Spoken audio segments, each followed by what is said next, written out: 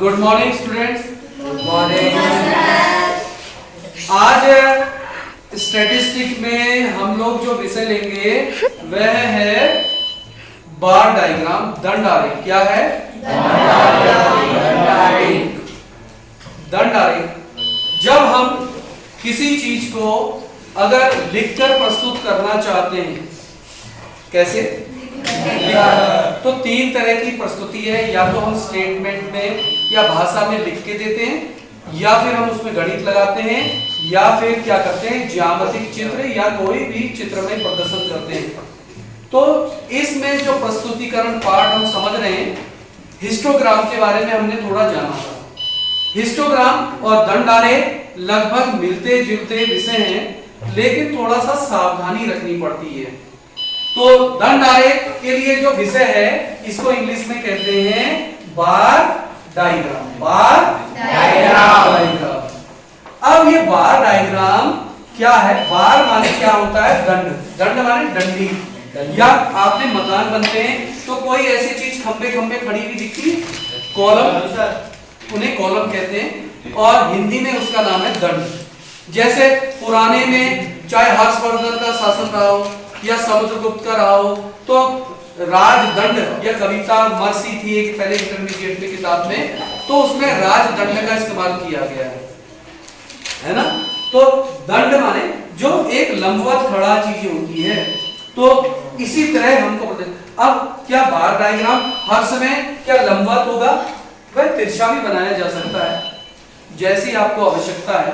इसको हम एक उदाहरण अभी बताते हैं।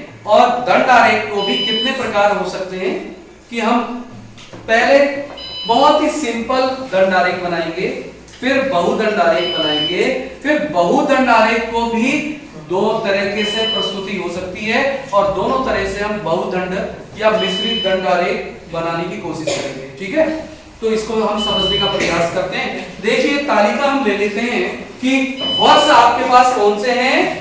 वर्ष ले लीजिए आप, जिसको एक एक्सिस में दिखाएंगे, और ये वर्ष हम लेते हैं 2016 से ले लेते हैं।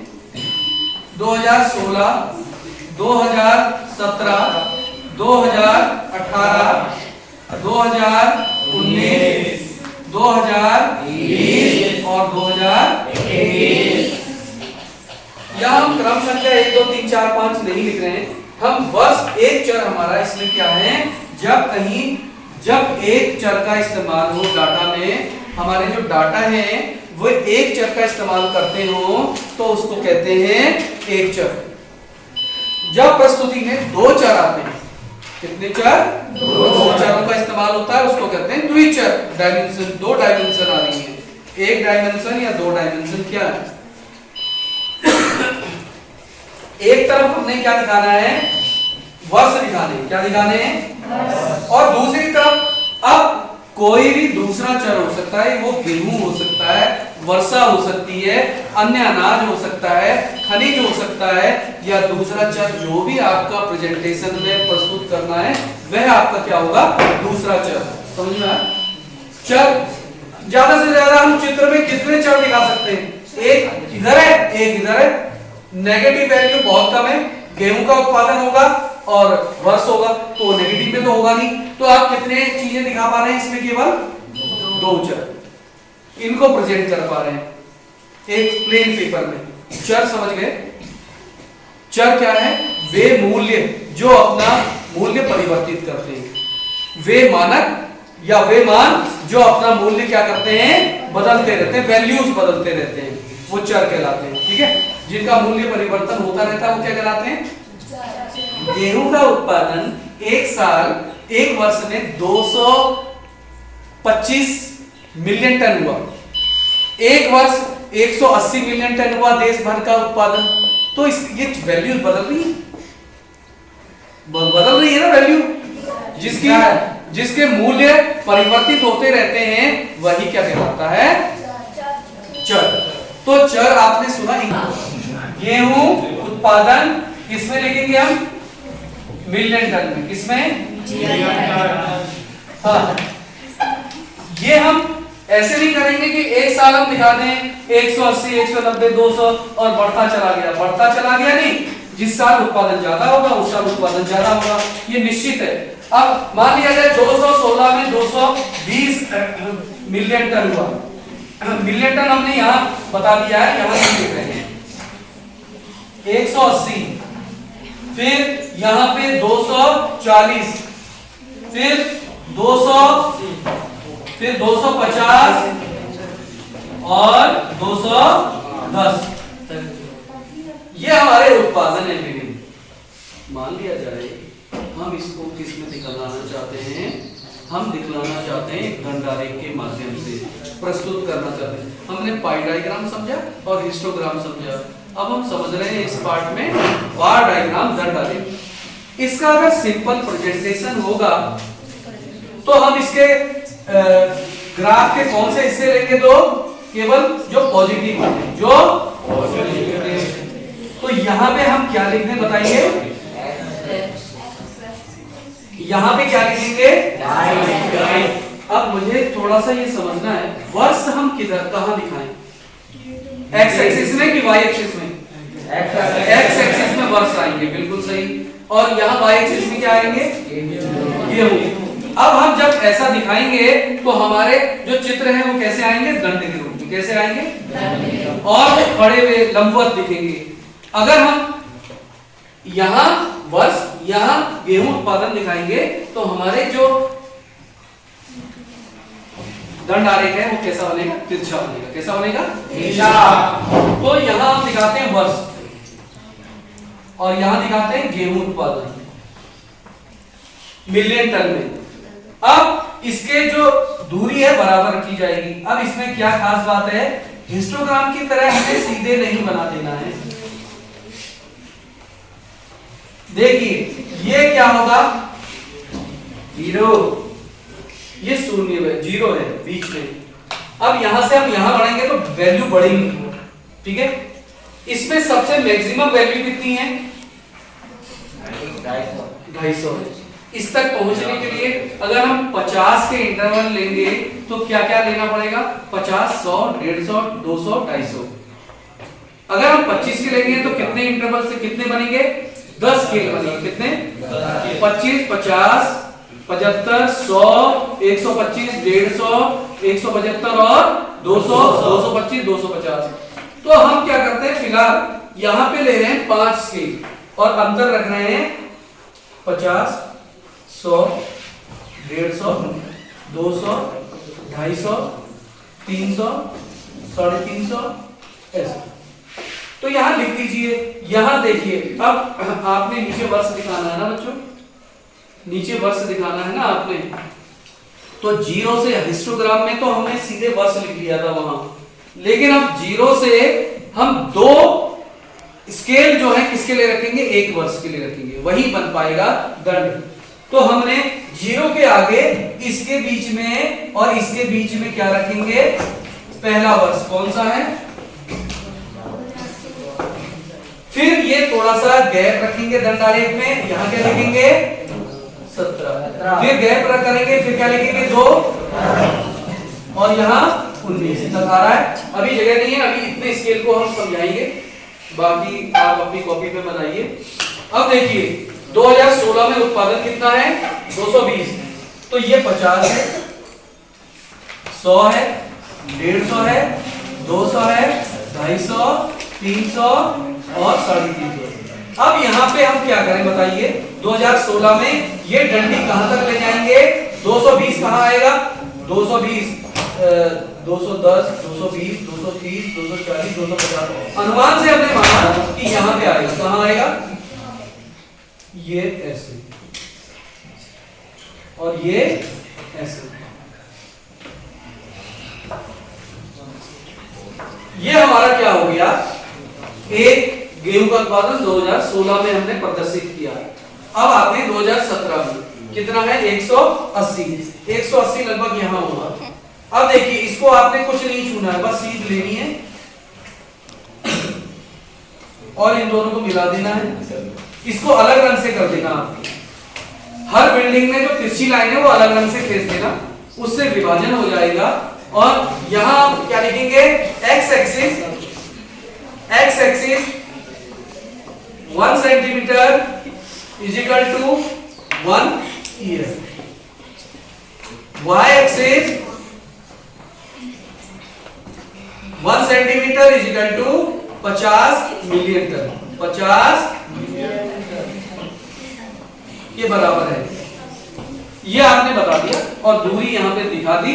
अब उसमें आपने दंडारेख बना रहे हैं और इसका 2018 में कितना उत्पादन है, 240। कहां तक जाएगा, लगभग यहां तक।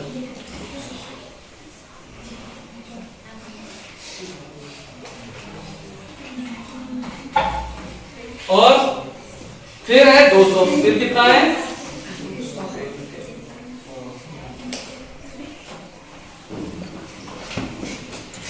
समझ में आएगी बात। ये है दंडारेख, साधारण एक दंडारेख है। अब हम समझना चाहेंगे बहुदंडारेख। क्या समझना चाहेंगे, बहुदंडारेख। इसी उत्पादन को रहने देते हैं, थोड़ा सा स्केल यहां पे कर देते हैं ताकि डायग्राम बड़ा बना पाए। पुनः हम क्या करेंगे, अब ये आपने उतारा, समझा, उतार लिया, हाँ देख लीजिए अंदाजे से पहले, फिर और उतार लीजिए फटाफट। देखिए तब तक मैं यहां पे लिखता हूं, देखिए फिर अब वर्ष लिखता हूं, 2000 2000 2000 2000 2020 और 2021 2022। अब यहां लिखता हूं मैं उत्पादन, खाद्यान्न उत्पादन, क्या खाद्यान्न उत्पादन, यहां लिखता हूं गेहूं, धान, मक्का,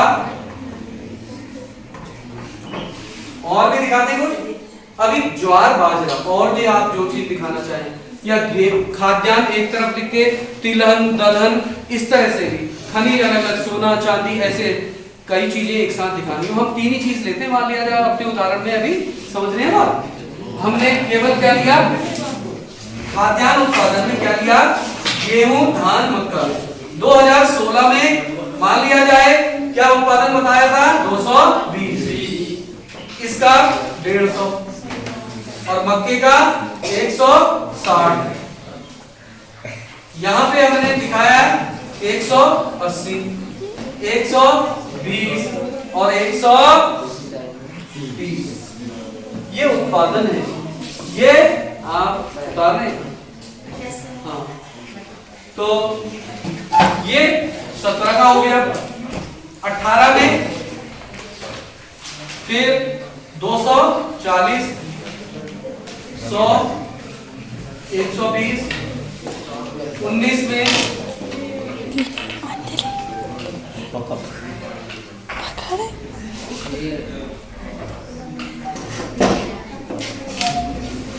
मान लिया जाए ये हमारे उत्पादन है, क्या है, उत्पादन। पकड़ना,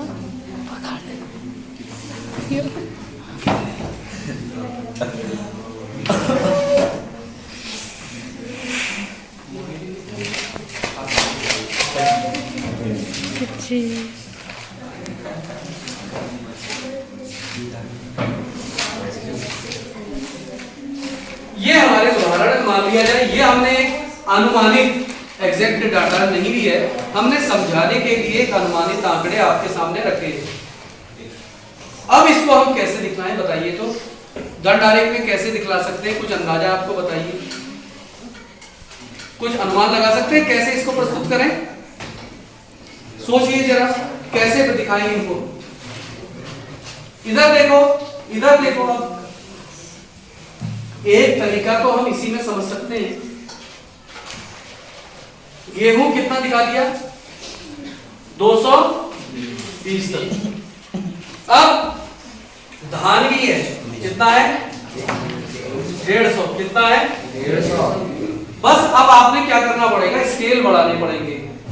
तो मैक्सिमम स्केल देखिए, सबसे ज्यादा संख्या किसकी है, अब तीनों को जोड़ना पड़ेगा। 220 और 150 कितना हुआ? 370। 370, 470, 530, इसका टोटल कितना आया तीनों का? 530। आप इधर देखिए, ये कितना दिखा रहे थे जब एक का उत्पादन था, तो हमने यहां तक दिखाया। इन तीनों का योग कितना आ रहा है? किसी एक का भी ले लो जो सबसे ज्यादा लग रहा है, 530 मिलियन टन आ रहा है ना। अब हम स्केल कहां तक बढ़ाना पड़ेगा? वाई एक्सिस का, हाँ 530 है तो 550 तक कम से कम, 400, 450 और 500, 550 और 600, कितना? ये आपका उत्पादन हो गया है ना। और ये स्केल ना, ये आप लिखेंगे ही लिखेंगे थोड़ा सा जगह बना के, समझ में आई बात? ये आपने लिखना है। अब देखिए, अब हमारे पास ये है उपलब्ध। अब हम इसमें क्या कर सकते हैं? देखिए इधर सब ध्यान से, हमारा गेहूं का उत्पादन है। अब देखिए 150, इस 220 में 150 जोड़ो, कितना होता है? 370 होता है। 370 कहां बन रहा है? इधर देखिए, ये 370 यहां तक जाएगा। कहां तक जाएगा? यही, हाँ। लेकिन आपने इसे तिरछा दिखलाया था, इसको अलग रंग से भी दिखा सकते हैं और इसको ऐसे भी कर सकते हैं।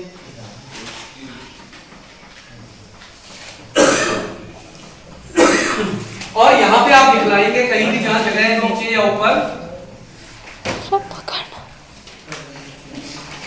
क्या है ये? क्या है? हाँ समझ में, मैंने कहा धन कह दूंगी, नहीं धान ही है। अब तीसरी चीज क्या है? मक्का। क्या है?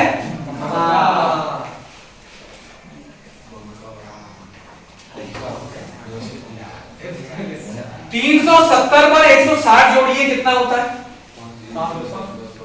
530। तो हम कहां तक दिखाएंगे? यहां तक, यहां तक जाएगा ये चित्र, इसके ऊपर। और इसका चित्र में क्या बनाएंगे हम? मक्के का। मक्के के लिए ये इंडिकेशन दिया है। आप कुछ और भी चिन्ह रख सकते थे। कुछ अंतर आ रहा है?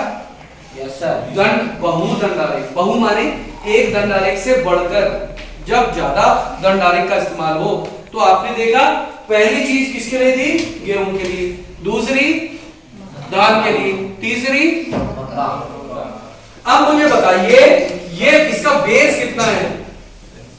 2017 में 180। 180 में 120 जोड़ा, बताइए कितना हुआ जोड़?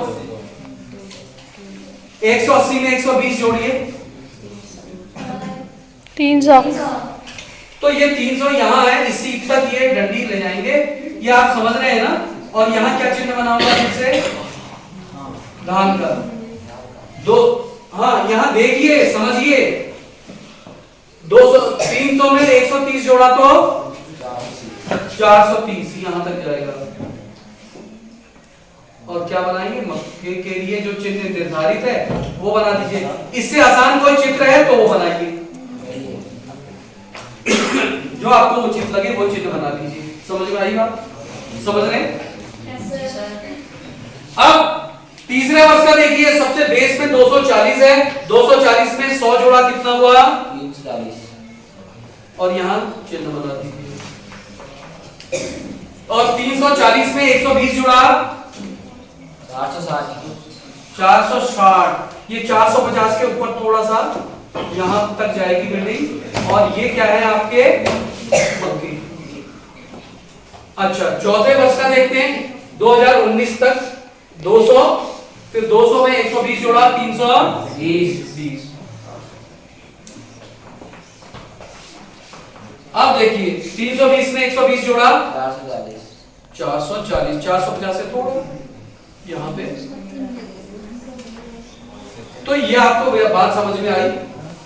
ये बहुदंडारेख समझ में आया? अब हम एक और तरीके से बहुदंडारेख बना सकते हैं, जिसको मिश्रित दंडारेख भी कह सकते हैं। हम उसको समझते हैं, ठीक है? अब आपके लिए मैं एक और तरीका जिससे हम बहुदंड आरेख समझा पाएंगे वो देखिए। अब इसे क्या करते हैं, पुनः बनाते हैं कि कैसे दंड आरेख बनेगा। मान लिया जाए ये तीन चीज हैं ऑलरेडी, ये तीन चीज ऑलरेडी है। अब क्या करें, अभी यहां हम क्या कर रहे हैं, स्केल बना रहे हैं। ये कौन सा एक्सिस, ये कौन सा एक्सिस, y, ये 0 बराबर दूरी पर 1 2 3 4 5 6 7 ये हम बराबर दूरी की लाइनें स्केल के माध्यम से बना सकते हैं निशान। एक एक सेंटीमीटर पर ले लीजिए आप कॉपी में। यहाँ थोड़ा अंतर दिखेगा आपको, 1 सेंटीमीटर से ज्यादा हो सकता है ये, क्योंकि एक अनुमान से हम बता रहे हैं। आप कॉपी में उसको 1 सेंटीमीटर में कीजिए और अपना चित्र बनाइए। अब इसमें क्या होगा बताइए कि हमारा जो साल है ना, यहां से स्टार्ट होगा और 1 2 3 पहली चीज गेहूं, दूसरी चीज चिपका के चलेगी कौन सी, धान, और तीसरी यहां तक किसका आएगा, 2016 कौन आएगा, 2000।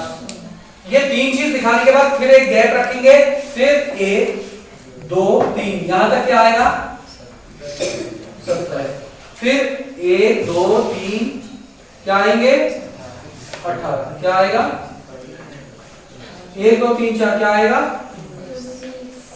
अब हम समझते हैं कि इस तरीके से हम दंड आरेख को कैसे जाने। पहले देखिए गेहूं का उत्पादन कितना है 16 में, ये 50 करो, 100 करो, 200, 250। अब देखिए 220 है, क्या है,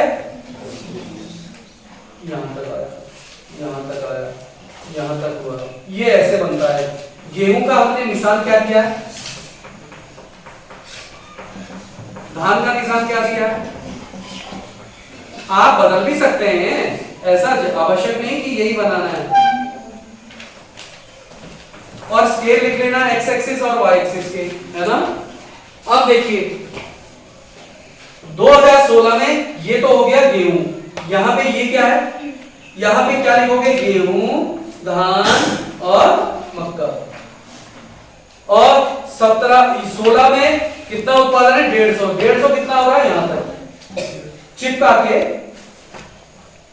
ये, और फिर 160 को भी थोड़ा सा ऊपर ले जाके यूं, ये हो गया प्लस और ये हो गया मक्का। तो ये क्या हो गया, किस वर्ष के लिए हो गया, तुलनात्मक में, भाई गेहूं ज्यादा हो रहा है, मक्का पे और धान कम हुआ। फिर 2017 के लिए आइए, कितना बनाऊं, 180 तक जाएगा, कहां तक,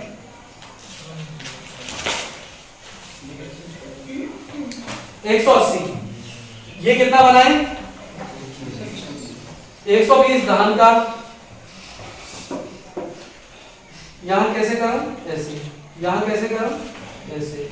ये अलग पेन से आप जब बनाएंगे तो सुंदर लगेगा। और मक्के का उत्पादन है 130, कितना है 130।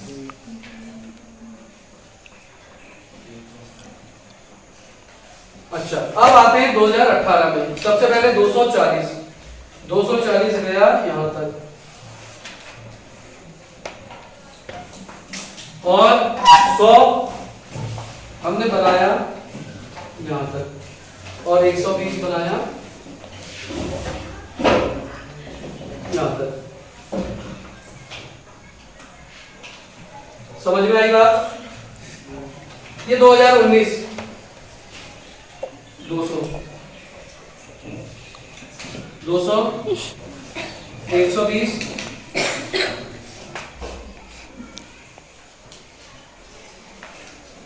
और 120 और 120। ये क्या हो गया, ये आपका क्या हुआ, ये देखिए। अब देखा, ये भी एक तरीका है दंड आरेख बनाने का। तो आपने आज क्या सीखा? दंड आरेख हम किस तरह से प्रस्तुतिकरण के रूप में प्रस्तुत करें और उसमें क्या सावधानियां रखनी है कि हम सही और उपयुक्त दंड आरेख बना सकें, और उसके प्रकार भी हमने समझे। Thank you.